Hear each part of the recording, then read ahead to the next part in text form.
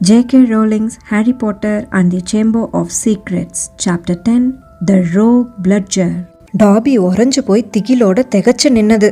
அப்புறம் படுக்கைக்கு பக்கத்துல மேஜை மேல இருந்த ஹாரியோட தண்ணீர் குடுவையை எடுத்து தலையில வேகமா மோதிக்கிட்டு சட்டுன்னு பார்வையிலிருந்து மறைஞ்சு போயிடுச்சு.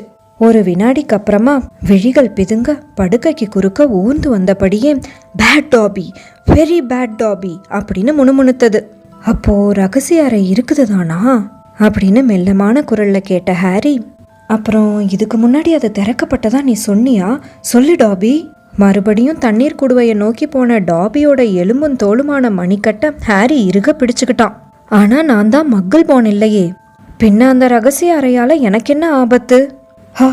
சார், இதுக்கு மேல எதுவும் கேட்காதீங்க, இந்த பாவப்பட்ட டாபி கிட்ட எதுவும் கேட்காதீங்க அப்படின்னு தடுமாறி தடுமாறி சொன்ன அந்த எல்ஃபுடைய கண்கள் இருட்டுல பெருசா தெரிஞ்சது. இந்த இடத்துல பயங்கர சதிகள் எல்லாம் திட்டமிடப்பட்டு வருது. ஆனா அதெல்லாம் நடக்கிறப்போ ஹாரி பாட்டர் இங்க இருக்க கூடாது. வீட்டுக்கு போங்க ஹாரி பாட்டர், வீட்டுக்கு போயிடுங்க. இந்த விஷயத்துல எல்லாம் ஹாரி பாட்டர் தலையிடக்கூடாது சார், இதெல்லாம் ரொம்ப அபாயகரமானது. யார் அது டாபி அப்படின்னு கேட்ட ஹாரி தண்ணீர் குடுவையால மறுபடியும் தலையில அடிச்சுக்க போன டாபியோட எலும்பு மணிக்கட்ட ஹாரி இருக்க பிடிச்சுக்கிட்டான். இப்போ அதை திறந்தது யாரு? போன முறை அதை திறந்தது யாரு? டாபியால முடியாது சார், டாபியால முடியாது. டாபி அதை சொல்லவே கூடாது. வீட்டுக்கு போங்க ஹாரி பாட்டர், வீட்டுக்கு போங்க அப்படின்னு அந்த எல்ஃப் கீச் கீச்னு கத்துனது. நான் எங்கேயும் போக போறதில்ல அப்படின்னு கோபமா சொன்ன ஹாரி, என்னோட பெஸ்ட் ஃப்ரெண்ட்ஸ்ல ஒருத்தி மக்கள் போன் தான்.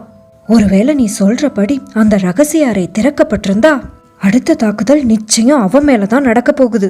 ஹாரி பாட்டர் தன் நண்பர்களுக்காக தன்னோட உயிரையே பணையம் வைக்கிறாரு அப்படின்னு முனகுன டாபி ரொம்ப பரிதாபகரமான தொனியில பரவசமா சொல்லுச்சு. என்ன ஒரு தைரியம், எவ்வளவு உன்னதமான குணம். ஆனா ஹாரி பாட்டர் தன்னை காப்பாத்திக்கணும், நிச்சயமா அவரு தன்னை காப்பாத்திக்கணும். ஹாரி பாட்டர் அப்படி பண்ண கூடாது. சட்டுன்னு டாபி உறைஞ்சு போய் நின்னது. அதோட காதுகள் படபடன்னு துடிச்சது. ஹாரிக்கும் கூட ஏதோ சத்தம் கேட்டது.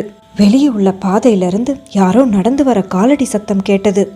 டாபி இப்ப போகணும் அப்படின்னு அரண்டு போய் மூச்சை இழுத்து பிடிச்சபடியே அந்த எல்ஃப் சொன்னது. டப்புன்னு ஒரு வெடிப்பு சத்தம். டாபி கையை பிடிச்சிருந்த ஹாரியோட கைகள் இப்ப காத்ததான் இறுகப்பட்டுச்சு. ஹாரி படுக்கையில சரிஞ்சு படுத்தான். ஹாஸ்பிட்டல் விங்குடைய இருண்ட வாசல்லையே ஹாரியோட கண் பார்வை நிலைச்சு நின்னது. நெருங்கி வந்த காலடி சத்தம் வலுத்து கேட்டது.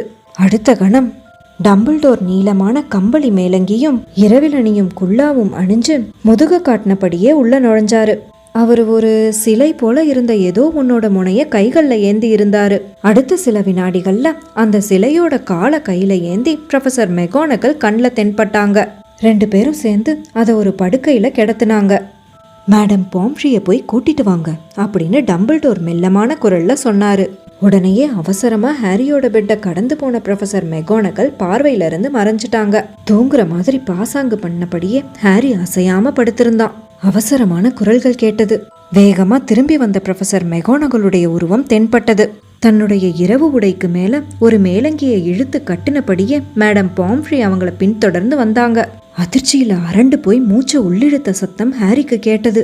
படுக்கையில கிடத்தப்பட்டிருந்த சிலையை குனிஞ்சு பார்த்தபடியே என்ன நடந்தது அப்படின்னு மேடம் பாம்ஃப்ரி ப்ரொஃபசர் டம்பிள்டோர் கிட்ட சத்தம் இல்லாம கேட்டாங்க.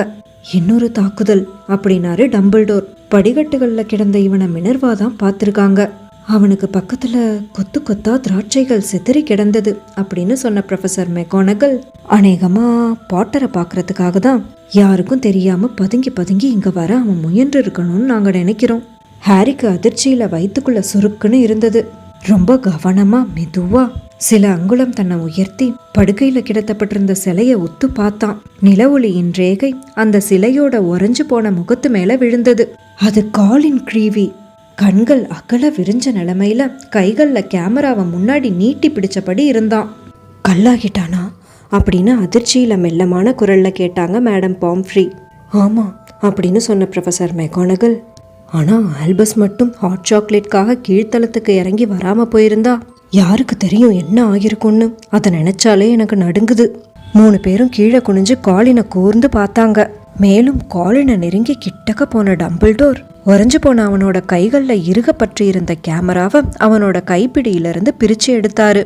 தான் மேல தாக்குதல் நடத்தினவனை படம் பிடிச்சிருப்பான்னு நினைக்கிறீங்களா அப்படின்னு ப்ரொஃபசர் மெகோனகல் ரொம்ப ஆவலோட கேட்டாங்க. டம்பிள்டோர் எந்த பதிலும் சொல்லல. கேமராவோட பின்பக்க மூடிய திறந்தாரு. ஐயோ கடவுளே அப்படின்னு அதிர்ச்சி அடைஞ்சு கூச்சல் போட்டாங்க மேடம் பாம்ஃப்ரீ. சட்டுன்னு கேமராவில இருந்து புகை பறந்துச்சு.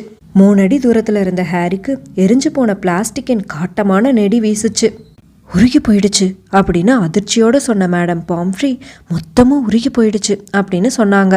அப்போ இதுக்கு அர்த்தம் என்ன ஆல்பஸ் அப்படின்னு ப்ரொஃபசர் மெகோனகல் ரொம்ப அவசரமா கேட்டாங்க. இதுக்கு அர்த்தம் என்னன்னா அப்படின்னு சொன்ன டம்பிள்டோர், ரகசிய அறை உண்மையாவே திறக்கப்பட்டு விட்டது. மேடம் பாம்ஃப்ரீ சட்டுன்னு தன் கையால வாயை பொத்திக்கிட்டாங்க. ப்ரொஃபசர் மெகோனகல் டம்பிள்டோரையே விரிச்சு பார்த்தாங்க. ஆனா ஆல்பஸ், நிச்சயமா அது யாரு? காலினையே நிலச்சி பார்த்தபடி டம்பிள்டோர் சொன்னாரு. கேள்வி இப்போ யாருங்கிறது இல்லை, ஆனா எப்படிங்கிறது தான். ஹாரி பார்வைக்கு எட்டின வர ப்ரொஃபசர் மெகோனகலுடைய நிழல் படிஞ்ச முகத்திலிருந்து தெரிஞ்சது என்னன்னா, அவங்களுக்கு டம்பிள்டோர் கேட்டதுடைய அர்த்தம் சுத்தமா புரியலைங்கிறது தான்.